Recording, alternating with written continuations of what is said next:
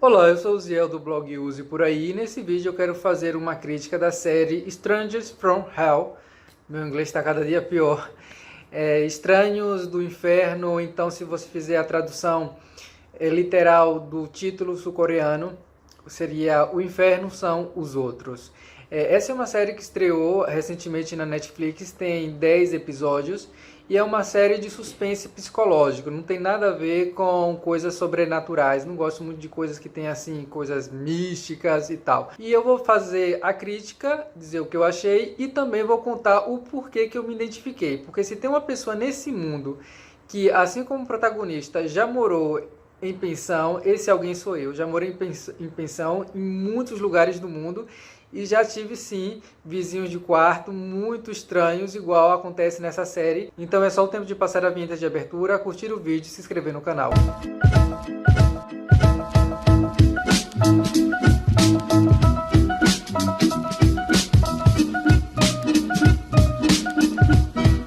A premissa da série é a seguinte: um rapaz de 27 anos vai morar na capital do país, Seul, e ele está com pouco dinheiro, então ele resolve ficar na pensão mais barata que ele encontra. O problema é que essa pensão é cheia de gente estranha.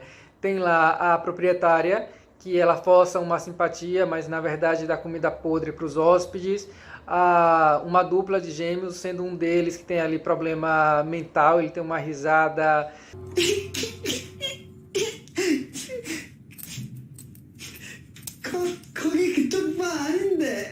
Tem também um dentista misterioso e com o passar do tempo coisas estranhas vão acontecendo, como por exemplo, um hóspede some e aí fica com a suspeita de que ele ou fugiu ou então foi assassinado, que alguma coisa ali aconteceu. É na verdade uma história de serial killer. Gostei muito, eu me surpreendi bastante com as interpretações. É um elenco razoavelmente grande e assim, eu não posso apontar para nenhuma atuação que se possa dizer, nossa, como essa pessoa interpretou mal. Não, todos interpretam ali seus personagens muito bem, até mesmo o protagonista, que eu estava com um pouco de preconceito, porque eu li que ele é cantor de K-pop, aí eu pensei, bom, cantor e ator ao mesmo tempo, geralmente não dá muito certo. Mas eu me surpreendi completamente, ele interpreta muito, muito bem. A direção de arte também foi muito feliz, o espectador, eu pelo menos, me senti dentro daquela pensão, enclausurado, a gente sente a claustrofobia. De fato, parabéns aí para a direção de arte. Além do enredo se desenvolver de uma maneira bastante ágil, uma coisa que eu gostei é que na série tem uns flashbacks, mas não são aqueles flashbacks já batidos que voltam no tempo só para contextualizar uma cena, mas que o flashback em si não adiciona informações novas, contextuais, mas não muda nada do que já aconteceu. Já na série, os flashbacks que acontecem, eles servem para dar uma reviravolta naquilo que a gente viu e achou que era o que tinha acontecido. Eu acho que o único ponto negativo assim que eu posso falar é o final. O que acontece no final, eu gostei. Eu só não gostei muito da maneira como aconteceu, porque a série vinha nos 9 episódios anteriores mostrando que os personagens não eram burros, como geralmente acontece nos filmes norte-americanos ou nessas séries de suspense, né, do gênero. Os protagonistas geralmente cometem um monte de erros e nessa não. Aqui o protagonista era inteligente na medida do possível, não fazia atos burros ou sem lógicas, mas no último episódio eu acho que eles fizeram ali, os roteiristas botaram ali umas burrices para que algumas coisas acontecessem. Só por isso que eu não dou nota 10 à série. Se fosse para dar uma nota, eu diria aí 9. 9. E também porque a fotografia, não é que a fotografia seja ruim, mas não tem uma fotografia assim que se diga, nossa, uau, que bonita fotografia. É mais ou menos o arroz com feijão que se faz ali na Coreia do Sul, um arroz com feijão muito bom, diga-se de passagem. De toda maneira, eu acho sim que essa série está bem acima da média. Nota 9, vale a pena assistir. E uma das coisas que me fez gostar tanto dessa série e me identificar é justamente por eu também já ter morado em muitas pensões. A primeira vez que eu morei fora do Brasil, por exemplo, foi numa casa de família, que o único pensionista, no caso, era eu mesmo. Mas era uma família muito diferente, porque a matriarca estava há 14 anos em estado vegetativo, ela tinha 85 anos, e o quarto da matriarca ficava ao lado do meu, então eu via ela gemer a noite toda e também o dia, né? Porque como ela não falava, ela só soltava assim uns murmúrios e às vezes dava um pouco de medo quando eu estava distraído. A dona da casa era uma senhora de 50 e poucos anos. Ela tinha momentos muito simpáticos, mas tinha momentos que ela ficava assim bastante chateada, zangada. E isso porque às vezes ela fazia umas comidas e eu não gostava das comidas dela. Por que eu não gostava? Porque umas comidas frias, por exemplo, gazpacho, eu não gostei. Meu paladar era muito infantil na época, então às vezes ela queria que eu comesse uma coisa, eu não queria comer, ou eu comia muito pouco. Aí isso também me lembrou a senhora, a proprietária da série. Tinha também aí o irmão mais velho que morava lá, que tinha 60 anos, ele era surdo mudo. Então, olha que família. E para acabar de completar, tinha a empregada boliviana que estava ilegal no país. E essa empregada, ela estava namorando um espanhol e já estavam com quase tudo certo para casar e dessa maneira ela ia se legalizar. Acontece que a dona da casa não gostava do noivo da empregada. Então, quando a dona da casa viajava, saía, o noivo entrava dentro de casa, aproveitando que o irmão, né, surdo-mudo, estava no trabalho, e a empregada me pedia para eu não contar nada para a patroa. Então, era assim uma situação meio estranha. Tempos depois eu fui morar em Buenos Aires. Em Buenos Aires eu morei lá com 5 pessoas, né? Eu e mais 5, 4 meninas, eu e outro homem lá. E uma das coisas que me deixava com o pé meio atrás nesse apartamento era que 4 fumavam maconha.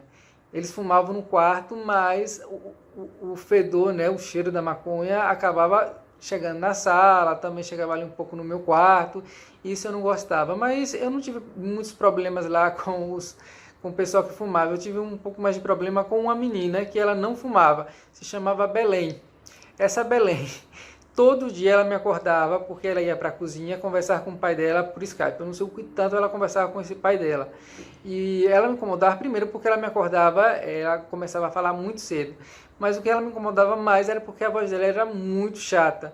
E aí uma coisa que eu conectei com a série é que o personagem que tem problemas mentais, que está o tempo todo rindo e tal, a voz dele parece muito com a voz de Belém. Então isso me fez lembrar. Depois de mais um tempo eu fui morar na Colômbia, morei numa pensão. No meu quarto não tinha janela. No início eu achei que isso não fosse me causar nenhum problema, mas com o passar do tempo isso foi me deixando um pouco assim, não sei, me fazendo sentir mais enclausurado. O que tinha era o seguinte: no teto tinha 2 vidros por onde entrava sol, e esses 2 vidros dava para o pátio do segundo andar. Bom, eu conversei lá com o dono e ele falou que assim que pagasse um quarto com janela no segundo andar ou até no terceiro, eu poderia me mudar. Acontece que mais ou menos um mês desde que eu estava lá, toda noite quando eu estava para dormir, eu começava a ouvir um casal transando. E esse casal transava, fazia um verdadeiro escândalo. Aí eu saía do quarto, né, para ver quem estava, para ver de onde vinha esse som, e aí quando eu saía não escutava mais nada. Aí eu voltava para o quarto, ouvia outra vez. Aí eu comecei a perguntar um e outro: oh, você ouviu alguma coisa estranha ontem e tal? Aqui não, e ninguém disse que não ouviu nada. E eu comecei a pensar: bom, se ninguém está ouvindo nada, só eu, será que eu estou ficando louco? E aí isso eu também me identifiquei com o rapaz da série lá, porque ele acaba chegando num momento que ele não sabe mais o que é realidade e o que é imaginação. Bom, até que um dia eu tive a ideia: vou fazer igual esse povo das novelas, que bota um copo na parede e escuta, né? Então eu saí do quarto, era mais ou menos umas 11 da noite, eu acho, nesse dia, e fui com um copo na porta de todo mundo para escutar. E não consegui ouvir. E aí eu comecei uma investigação. Meu principal suspeito era um holandês que morava no segundo andar, bem assim ao lado de onde está o pátio do segundo andar. Então eu fui conversar com eles, já certo que era ele mesmo, porque eu vi ele com uma menina. Eu falei: oh, mira, eu estou escutando que todas as noites tu estás follando. Eu estou ouvindo que toda noite você está transando aí com a namorada. Ele: eu? Em espanhol, né? Que ele falava espanhol comigo. Eu não.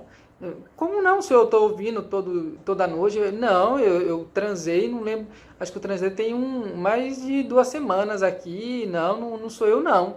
Aí falei: tem certeza? Tenho. Aí eu, sem graça, né? Tá bom, então eu acredito. Se você está falando, desculpa aí, mas eu achei que fosse você. No segundo andar tinha também um amigo meu, que a gente se conheceu nessa casa, né? Que era um russo, mas que estava estudando para seminarista, para ser padre, né? Ô, Dimitri, você não vê ninguém aí não, uma menina e tal? Não, amigo Brasil, ele me chamava de amigo Brasil. Você acha?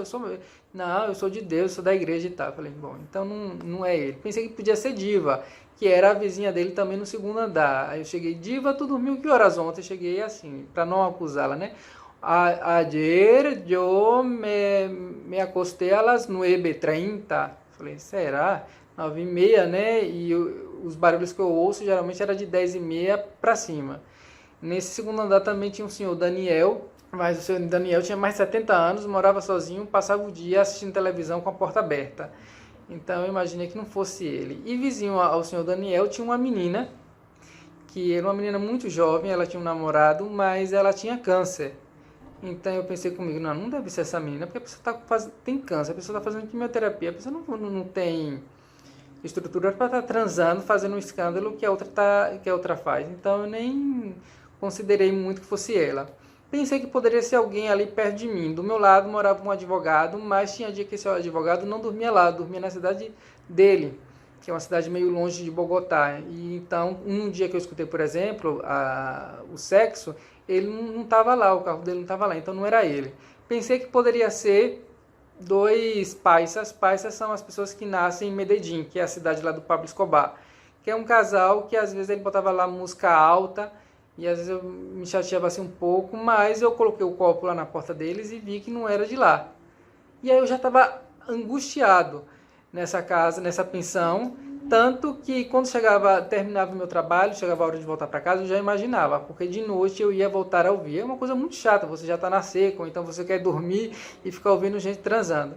Aí teve um dia que eu estava lá, uma noite, né? Aí deu 10 horas da noite, 10h15, e escutei de novo o casal transando. Aí eu saí, aí já não escutava mais o som. Aí eu pensei comigo, será que eu estou ficando doido? Nessa hora entrou um casal chegando da rua. Esse casal, eles moravam bem atrás, no primeiro piso, mas muito, muito longe. Então eu tinha certeza que não era eles.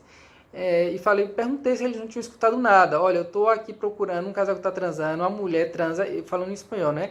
É feito uma cabra louca porque tem essa expressão. É feito uma cabra louca, parece que está fazendo um filme pornô, eu estou procurando saber, não sei se pode ser o prédio vizinho daqui do lado então, porque eu já perguntei a todo mundo, vocês escutaram alguma coisa? E eles, não, a gente não escutou nada, mas se você descobrir quem é, a gente quer saber. Aí eu falei, tá certo, eu conto, quando eu descobri. Bom, voltei pro quarto, deu 20 minutos, escuto o casal transando.